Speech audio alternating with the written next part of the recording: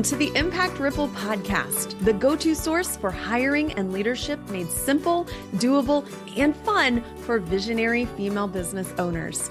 I'm your host, Ashley Cox, author, certified HR expert, and founder of Sprout HR. And I believe that you don't have to change who you are to be a great leader because you already are one. Join me as we kiss uncertainty and overwhelm goodbye and say hello to the tools and support you need to grow a profitable, sustainable, impactful team with more confidence and ease. On today's episode, I'm joined by Chaix McDonough. Lee is the founder of Coach with Clarity, where creative, innovative professionals discover how to combine their talents, experience, and intuition with a powerful coaching methodology so they can create a flexible, meaningful business that serves their people and supports their families without selling their souls. She's also the host of the Coach with Clarity podcast and author of the #1 Amazon bestseller, Act on Your Business, Braving the Storms of Entrepreneurship and Creating Success Through Meaning, Mindset, and Mindfulness. Lee lives in North Carolina with her husband, 2 sons, and her adorable pug, Phineas. During our conversation, Lee shares about her journey from becoming a psychotherapist and living a military life overseas with her family to coming back home to the States and transitioning back into civilian life, where she supported her husband early on in his business journey before beginning her own. We talk about her incredible business, her book, Act on Your Business, and we deep dive into Lee's mission, including how she lives it out fully in her own life and her business, as well as how she helps other women. And we wrap up our conversation with chatting about different coaching styles, why it's important as leaders to know our coaching styles, and how to find out your personal coaching style.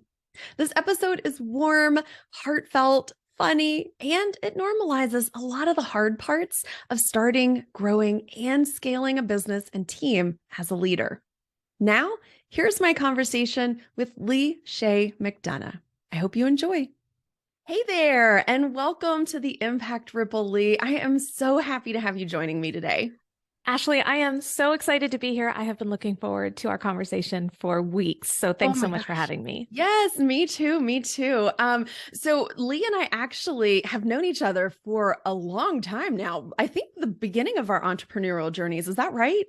Pretty much. I think you and I kind of started our businesses right around the same time. Yeah. So about 7 years ago.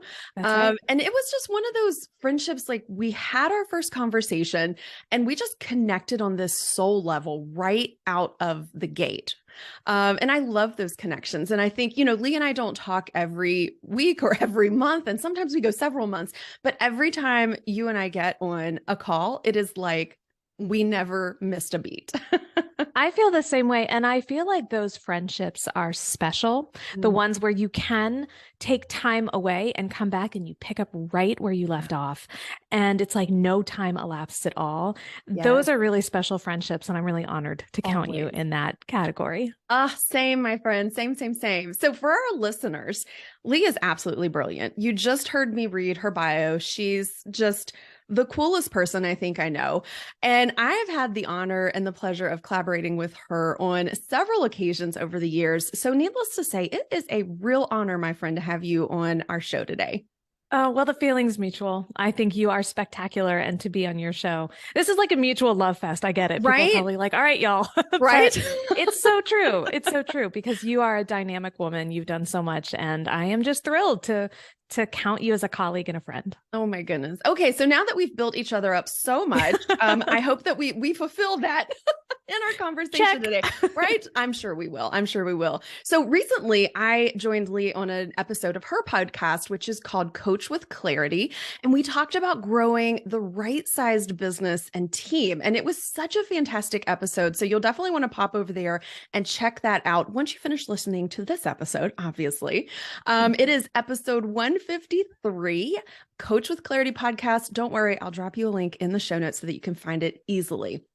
So today, I'm so excited to be talking to Lee about her mission with her business, Coach with Clarity. And I am a huge fan of this mission. So it is to help women create a flexible, meaningful business that serves their people and supports their family. And here's my favorite part, without selling their souls. Yes. Yes. So we're going to dive into that today, but let's start at the beginning because you have a really interesting career journey and how you got to be where you are today. So can you share a little bit about your journey with us? Absolutely. So before I started coaching 7 years ago, I was a psychotherapist. My background is in social work and public health. I did a dual degree program at the University of North Carolina at Chapel Hill, where I also went for my bachelor's. So I'm a Tar Heel through and through. And I spent almost 15 years supporting people in healthcare and mental health fields. So because my husband was in the Air Force, we moved around a bit. And once I figured out how to navigate licensure issues from state to state, which is a pain in the butt, but it can be done. I did find actually that social work and being a therapist was a fairly portable profession, and it allowed me to find employment essentially everywhere we went. So I am really grateful that I have a variety of experiences as a therapist. I worked in hospitals. I worked in a neonatal intensive care unit, which actually might have been my favorite social work job ever. I worked for the military, the VA. And so in 2015, when my husband got out of the Air Force and we moved back to the States because we had been stationed in Germany for 4 years, we were going through a major transition. My kids were 8 and 6 when we moved back, so they had essentially grown up in Germany. My husband was entering civilian life for basically the first time since he was in high school. He bought a dental practice because he's a periodontist. So there was a lot going on. And I decided that my full-time job needed to be managing this transition. It was almost like project management for this move. And so I took about 9 months off. And it was around that time where I started getting the itch to return to some sort of professional work. And yet I knew in my gut that mental health was no longer where I was meant to serve, which was exciting and terrifying all at the same time, because I had spent pretty much my entire life either wanting to be a therapist, working towards becoming a therapist, finally becoming one and working as one. And it was like, if I'm not a therapist, if I'm not practicing as a social worker anymore, then what am I? And how can I serve people? Almost like an identity crisis, right? Very much so. Yeah. That's tough. So what about that transition did you find to be the hardest or the most challenging? Was it the identity crisis, or was it figuring out how to even get this practice set up and started on your own, or was it something different? I think it was a multitude of factors. As is most of life. Yes, fair point. While all of this was going on, my husband was learning how to not just be a periodontist and not just be an exceptional clinician, which he is, but he was learning how to run a business and be a business owner and manage staff and deal with HR and payroll and all of the things that they don't teach you in dental school or in the Air Force. And it was challenging for both of us because even though I wasn't quote unquote working, or I should say I wasn't working outside the home, I was definitely present for him, supporting his business however I could. And so I was seeing firsthand the toll it was taking. It's a really unique tension when you are exceptional in one area and you're just starting out in another. Yeah. And I remember thinking to myself that I wished there was someone out there who could support him, almost like a therapist for your business. And of course, I'm a bit of a researcher, so I started down the Google rabbit hole, and that's what led me to coaching, and specifically business coaching. And so I thought, okay, that might be good for him, but that might also be a path for me. What if I could leverage all of my training and experience from my first career, combine it with this on-the-job training I've received supporting my husband in his business, and start coaching other people? And so that's when everything started to come together. And I really give a lot of credit to my husband because in many ways he was the inspiration for me even going down this path. And because it meant going through some really difficult, challenging moments in order to have this realization. And that is something I have found in my own business as well, that those challenging times, those moments where you wonder, what am I doing? Why am I doing this? Can I get through this? Those are the moments where when we make our way through them, we can mine them for the gold nuggets and the lessons that will support us moving forward.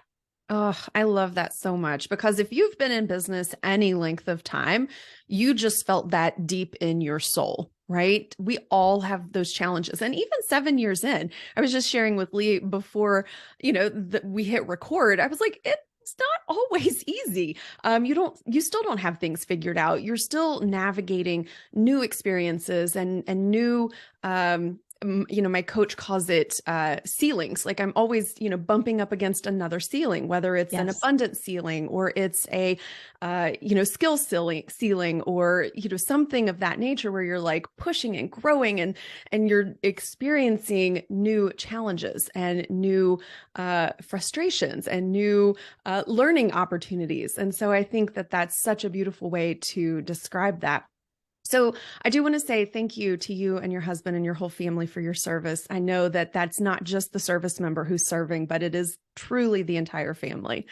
And I think that you're welcome. I think that navigating that change or that transition back to the States and both having to rediscover identities was certainly an opportunity to create something of your own while navigating through that transition and those difficulties.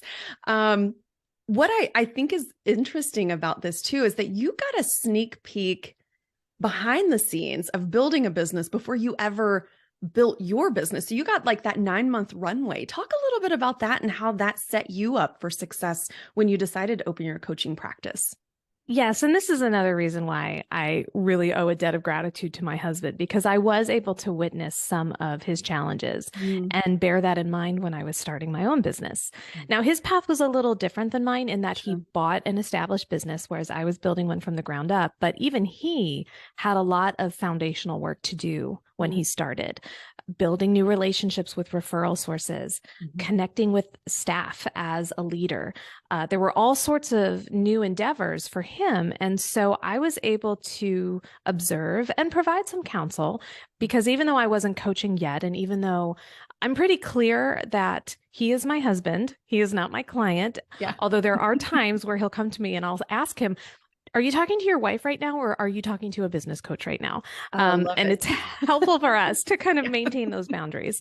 But I will say that having that view, that inside view, was really informative and also provided me with a sense of validation when I was experiencing my own challenges. Because I think especially when you are a solopreneur or you're just starting out, you see all of these businesses, and whether it's on Facebook or the media, it all looks so bright and shiny and perfect. And so when you're going through your struggles, you're wondering, what am I doing wrong?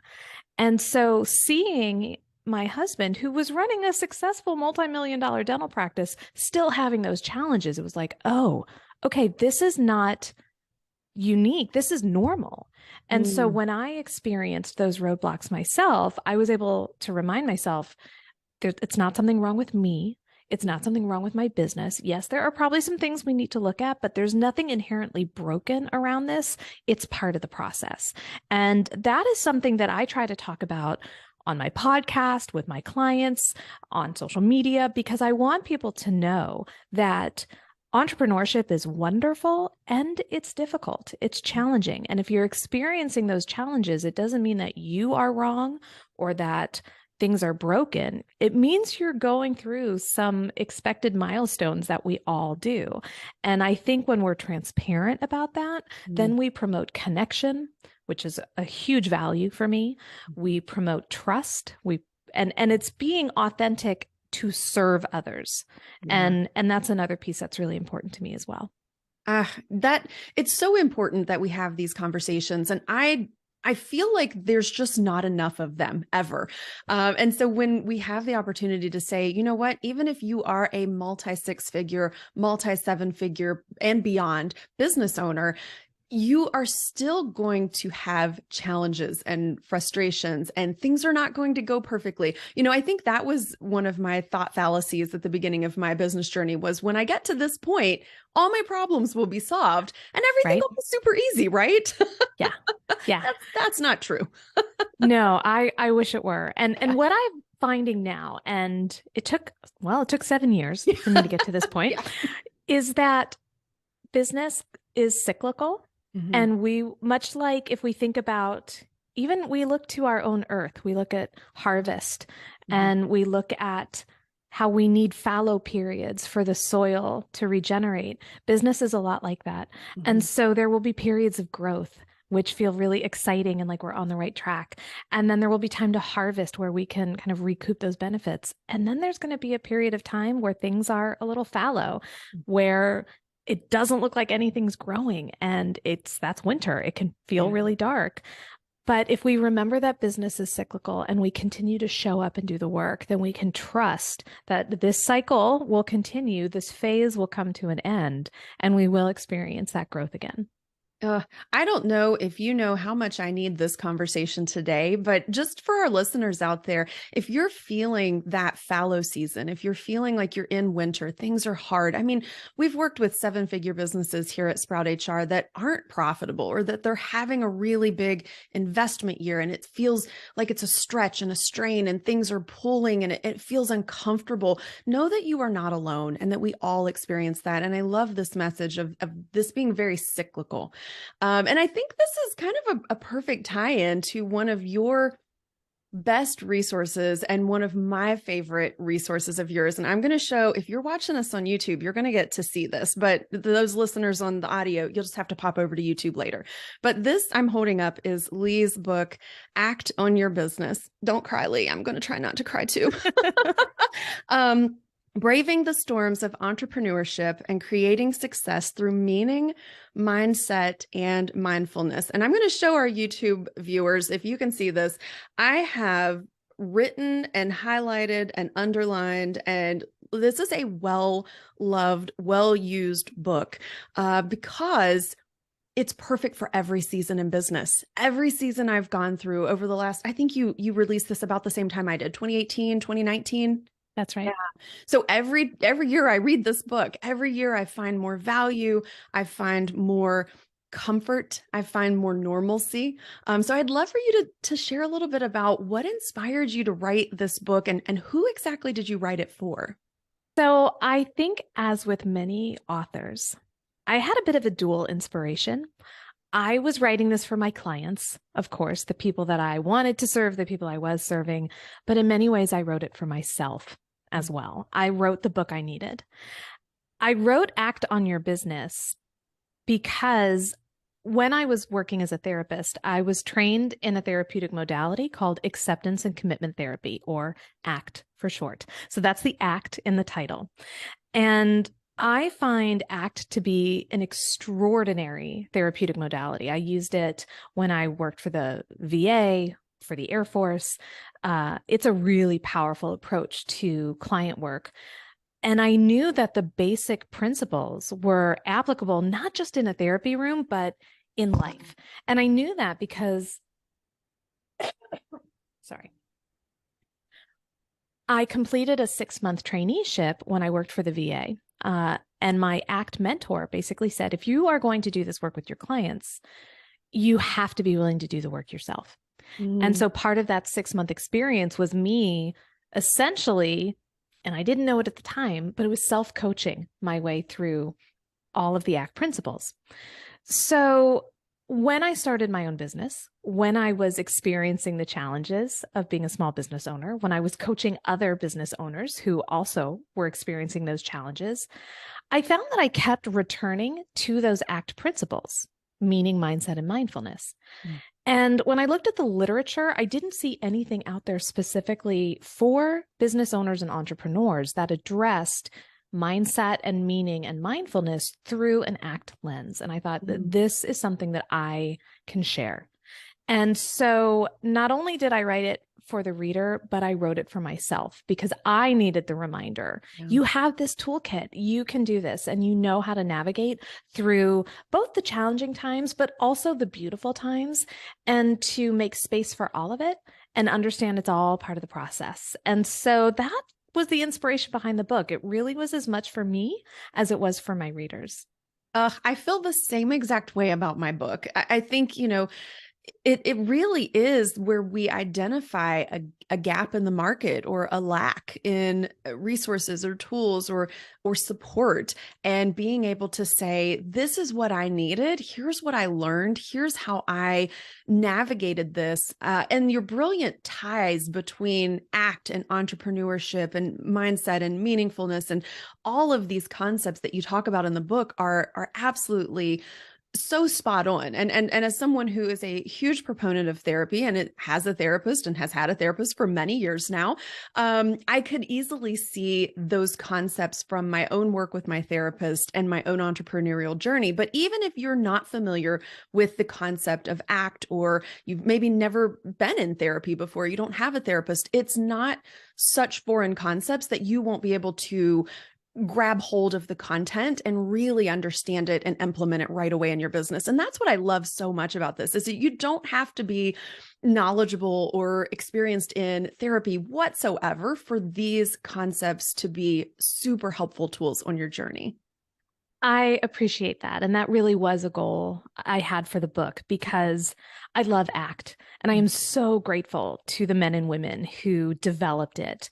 But they are, for the most part, doctorate level psychologists and researchers. And as one is wont to do, there's a lot of jargon in the literature out there around ACT. And so I wanted my book to be accessible to those of us who are not fluent in psychological jargon. And I am fluent in it. And I still find it overwhelming when they're talking about relational frame theory. And I'm like, oh my gosh, like I can't. My brain's going to explode. Exactly. So in the book, and I do credit the source. I believe that when we are taking inspiration from others, we need to acknowledge that legacy. And so I do give credit, but I also have no problem with creating my own lexicon for these approaches. And so that was something I really wanted to do with the book, was to take this really valuable information, create language around it that was accessible, and specifically accessible for entrepreneurs and business owners, and then show how these tenets are really universally applicable. So whether it's therapy, whether it's business, whether it's relationships or health or life, there is space for these ideas in pretty much everything we do. And I hope that's the takeaway from the book. That's kind of the secret, is that even though it's called Act on Your Business, it's really about the kind of life you want to live and the way you want to show up for the people in your life, for your community, and for yourself. Yes. Oh, that all comes through so abundantly clear. And I think that's the beauty of a book like this, is that you can apply it to so many different areas of your life, that it's not just, fitting in this one little square hole or this one circle or, this little triangle shape, but you can really use it as something that ebbs and flows in all areas of your life. And I think it's also something, to me, having read it several times and really found so much value in it, aligns with your mission. So, creating the kind of meaningfulness in your life and in your business that is going to allow you to have a life and business that you don't have to sell your soul for. So I think this is a perfect segue into, let's talk about your mission a little bit. Let's talk about, did the mission come first? Did the book come first? Which one inspired which? Or was it just kind of an amalgamation of all of these underlying values that you hold as a person?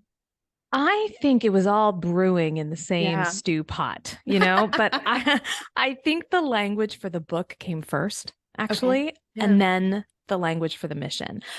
But I think the mission was always present. I just didn't, and I'm still tweaking that and having fun with it, because language evolves and we evolve in our businesses. But I will say that I think the book helped inform the mission, because when I wrote that piece about not selling your soul, I really meant it. Mhm. And when I talk about, because I've been in the situation where I felt like I've had golden handcuffs, where I've been in a job and I didn't feel like I was able to show up as myself or serve my patients or my clients the way I wanted to because I was tied into the paycheck. I needed the paycheck. And that experience showed me that I never wanted to do that again.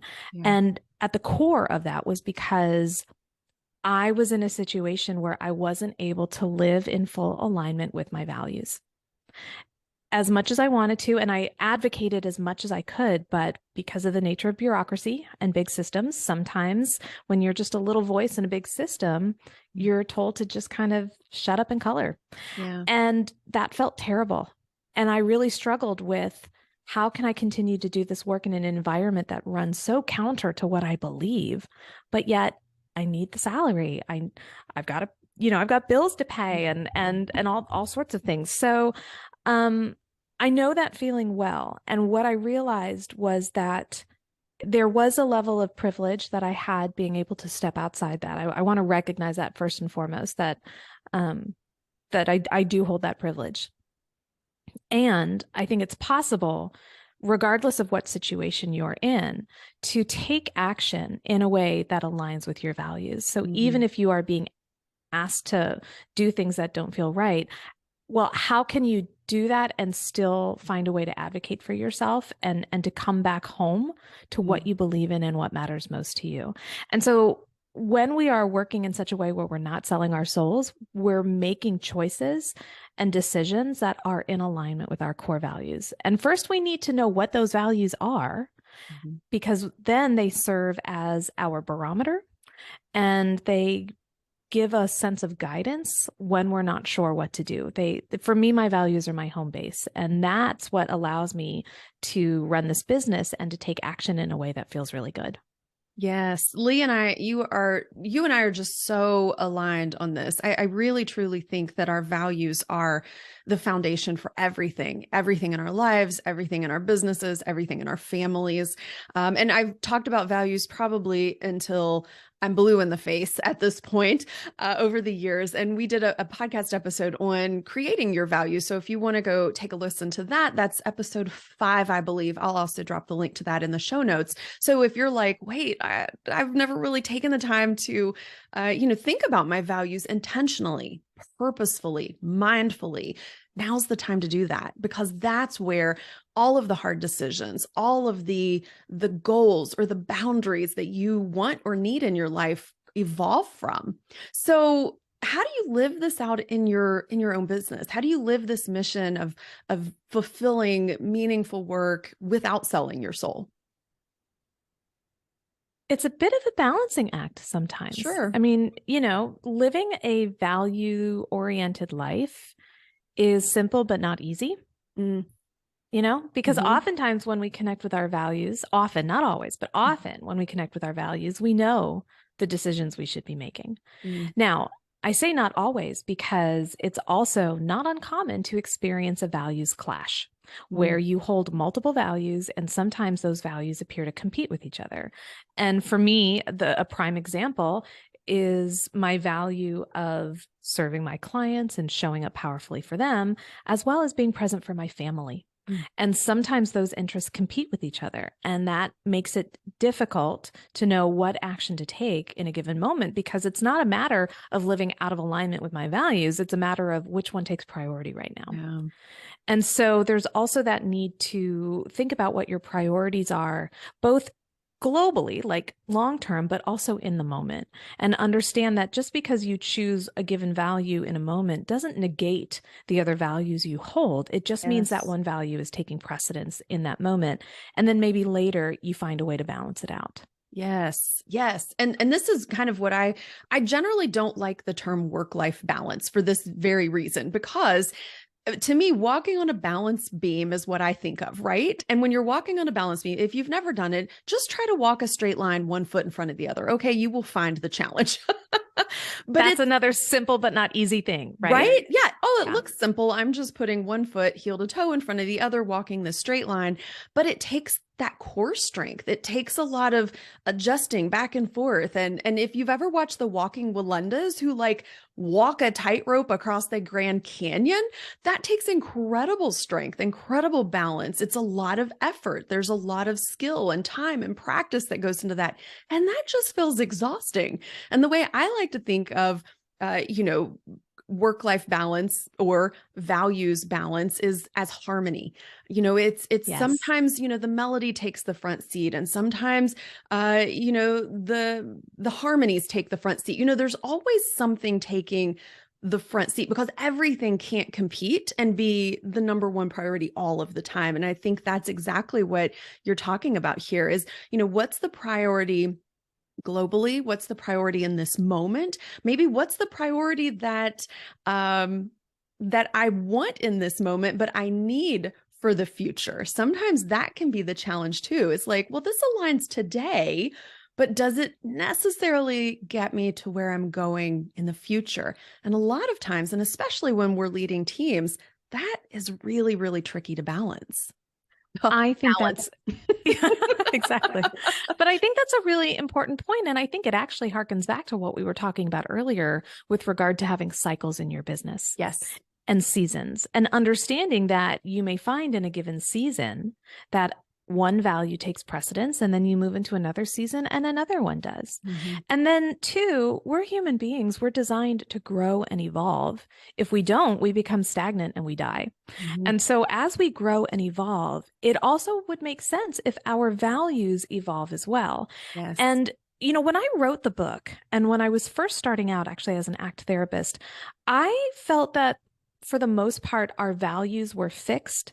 And the way we expressed our values was what fluctuated. Mm-hmm. So service has always been a core value of mine, but the way service showed up in my life when I was 25 and didn't have kids is very different than how it shows up for me now at 43.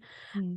But the value is the same. And so I think there's some truth to that. I think some values do stay consistent over time. It's the way we express them that changes.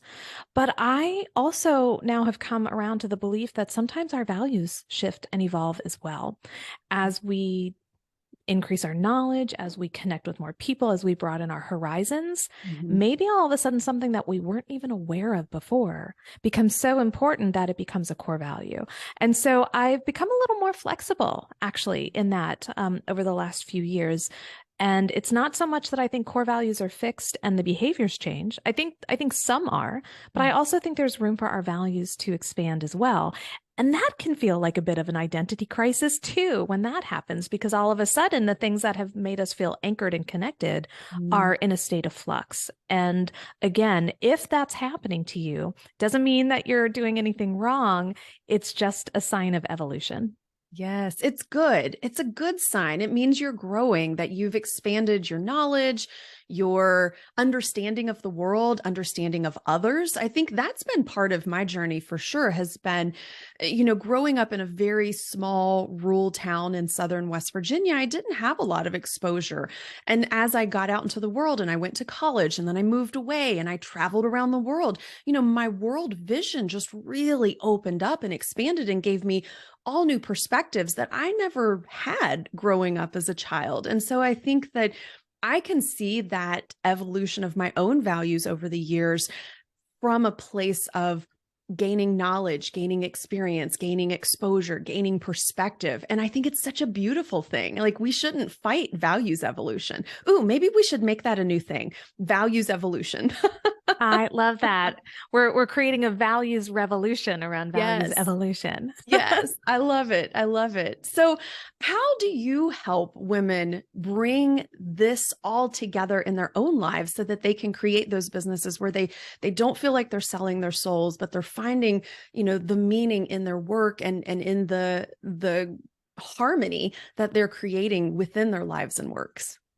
That's another thing that has evolved in my business over the last 7 years as well. Yes. When I first started out, I did so through business coaching. And I think because of my background as a therapist, I attracted a lot of therapists and healthcare providers as clients early on.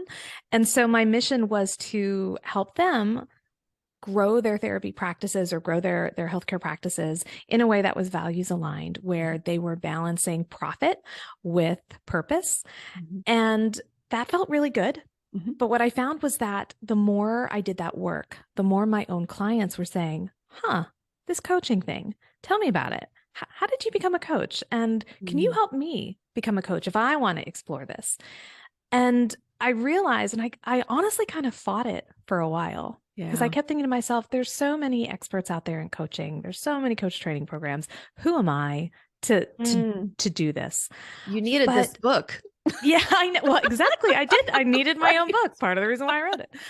But over time, I really came around to this idea that no, I am the person to do this, because I believe in the power of coaching.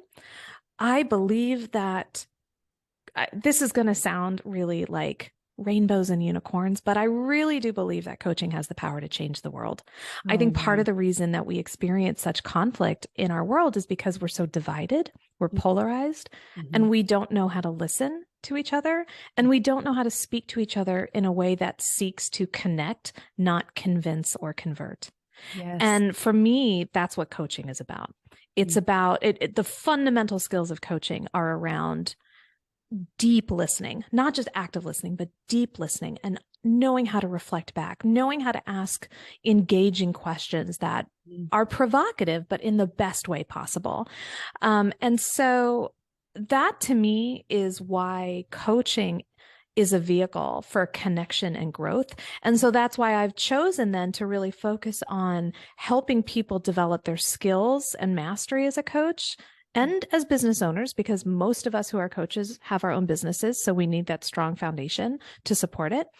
But so my little area of the world is really about helping people develop their proficiency as coaches so that then they can have that impact, that ripple, and create that change in the world.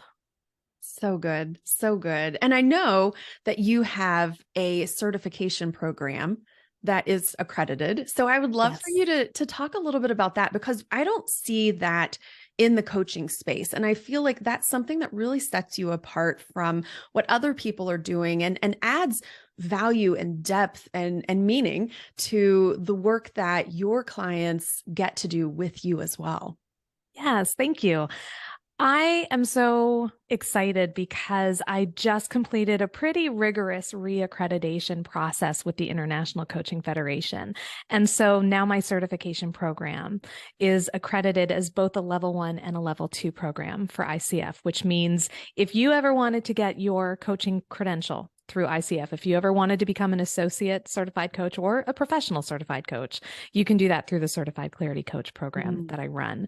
And we really focus on, in the level 1 program, the 60-hour program, we focus on those core coaching fundamentals, the deep listening, how to structure a coaching session, how to show up for your clients. And then I have a whole module devoted to ACT and how we can pull ACT principles into our coaching process as well.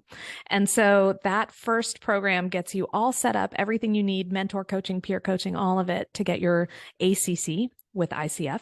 Lots of acronyms and letters. Vegetable soup over here. I mean, I know a little bit about that being in HR. Yes, so bear with me on that. Yeah. And then for people who want to continue their journey, who want to work towards that PCC, the Professional Certified Coach, that's where the second part of the program comes in. That's the full level 2 program where you become a master certified clarity coach. We go into more advanced coaching skills. We go into topics around relationship coaching and group coaching, and really, it's designed to just take you even deeper into the coaching process.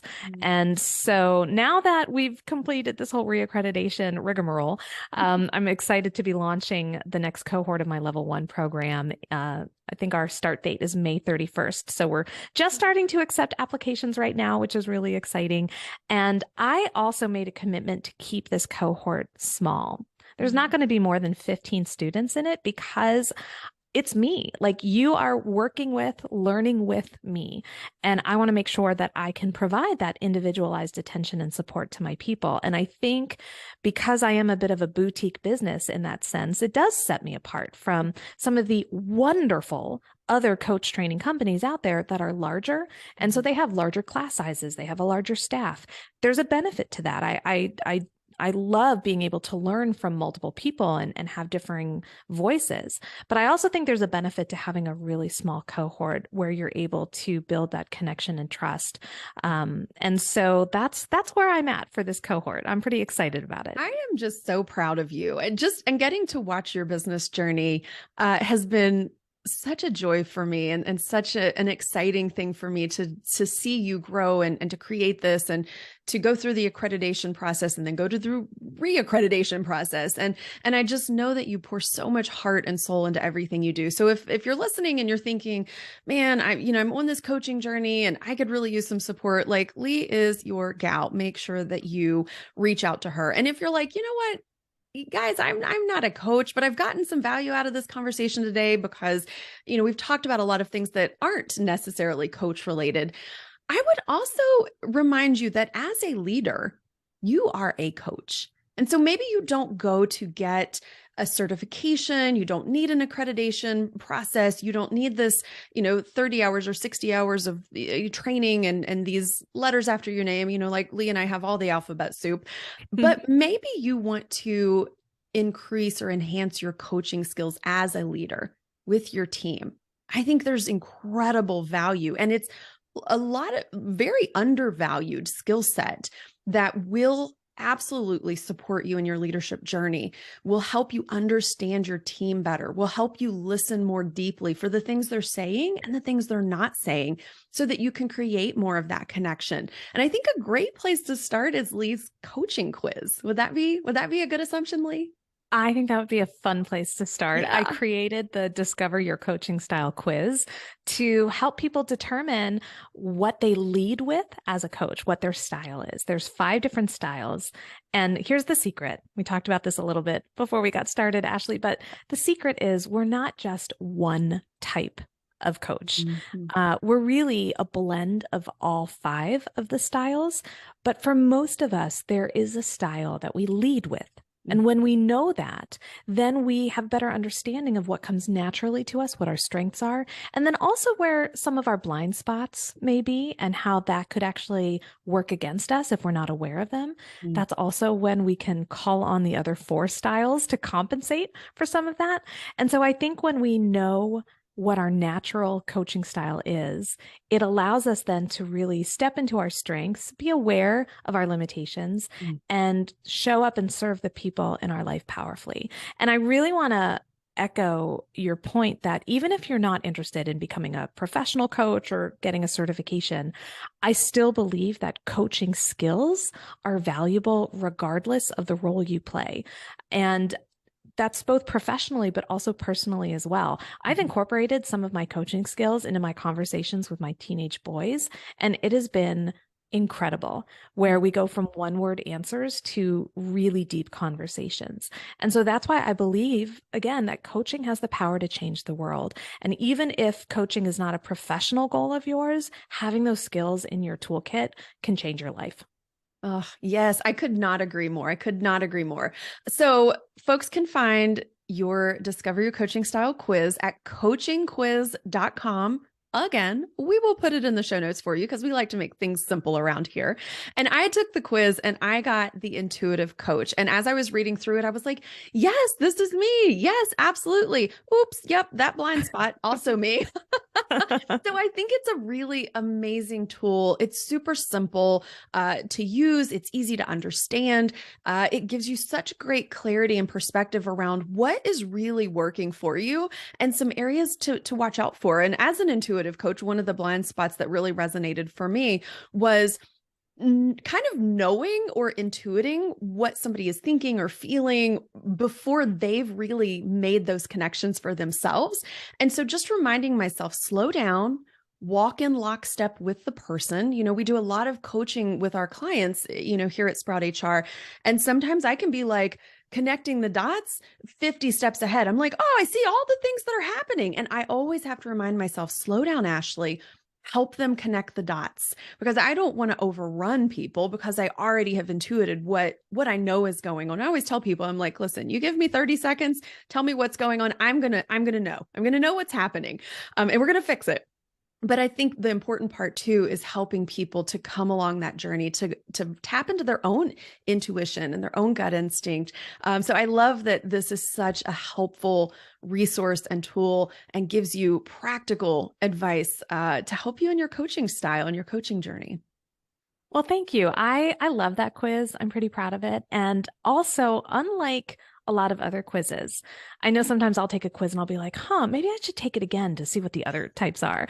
When you take the quiz, you will get access to information about all 5 types, because again, we are a combination of all 5 types. So why not learn about all of them? So I want to make that information readily available to anyone who chooses to take the quiz. Yes, I loved that part. I was like, ooh, because I don't know, maybe it's because it's my personality. Maybe it's because I worked in HR for almost 20 years now, but I'm just nosy. I want to know, well, what are the other styles? What are they doing? What do I not know about them that I need to know? We won't call it nosy. We'll just call it lifelong learning. Curious. It's curiosity. I like that. That's what I'm always curious. My family calls me 50 questions. So, not even 25 questions. I got all 50 of them coming at you. Well, I'm so honored that we got to have this conversation today, Lee. This has absolutely been so much fun, so insightful. Before we close out our conversation though, it's time for our favorite segment of the show, which is Imagine the Impact. And this is where we get to envision what it could look like for folks to take action today. So Lee, I'd love for you to help paint the vision for the kind of impact our listeners could create through one key thought, takeaway, and action item from our conversation today. As we talked about, I do believe that coaching and coaching skills can change the world. And it really starts with effective, deep listening. Mm. And what many of us do when we listen is we're quiet and we're taking it in, and we process it internally, and then we say what we want to say. Mm. Sometimes we don't do the processing first, but let's go with that. Let's say we process and then we say what we want to say. What I would encourage people to do, and this is a fundamental coaching skill, simple, but not always easy, it takes practice, is to practice what I call confirming and affirming before we share our piece. So confirming looks like making sure you understand what the person's saying. That's done easily by kind of restating. And then affirming is placing what they've said into context. Now, affirming doesn't mean agreeing. You don't have to agree with the person to affirm them. But affirming looks like saying something to the effect of, you know what, it makes a lot of sense that you would feel that way given what you've experienced, or it's totally understandable that that would be where you're coming from. And those statements let the person know that not only do you hear them, but you understand them. And again, maybe you agree with them, maybe you don't. That's kind of irrelevant. But what I find is that when we confirm and affirm as part of our listening process, it lets the other person feel seen, which is such a powerful gift to give to someone, because how often are we really, truly seen and heard by people in our lives? Not often. Mm-hmm. And it only takes like 5-10 seconds to confirm and affirm. And then you have built a level of trust and connection that you can build from. And that is how we change the world. Imagine the impact if we could truly help people feel valued and heard and seen. Imagine the impact on your business, on our communities, and in the world. Where is the best place for folks to connect with you, Lee? Because I think everybody needs to find you, to follow you, to revel in your brilliance, if we will. Oh my goodness. Well, thank you. I would love to continue this conversation with the listeners of your podcast. So the best way to find me, basically at Coach with Clarity everywhere. So you can go to coachwithclarity.com. You can find me on Facebook, Instagram, TikTok at Coach with Clarity. And of course, that's also the name of my podcast, which you can learn more about on my website or wherever you listen to your shows. And as always, we will link all of that up in the show notes, because why not make it easy for you to go and find Lee and learn more about her and her work and the ways that she is truly supporting humans in fulfilling, wholesome, mindful lives and businesses. So thank you again, Lee, for joining me on the Impact Ripple podcast. What a brilliant conversation. So insightful, so inspiring, so good to feel that we're normalizing some of the harder parts of running a business, regardless of where you are in your journey. So as always, it is absolutely a delight to chat with you. Thank you so much for having me, Ashley. I've loved our conversation. Oh my goodness. Thank you. And thank you, dear leaders, for tuning in today. I hope you enjoyed my conversation with Lee and found tremendous value in how you too can create that flexible, meaningful business without selling your soul, because it absolutely is possible. As always, it's an honor and a privilege to be here with and for you on your leadership journey.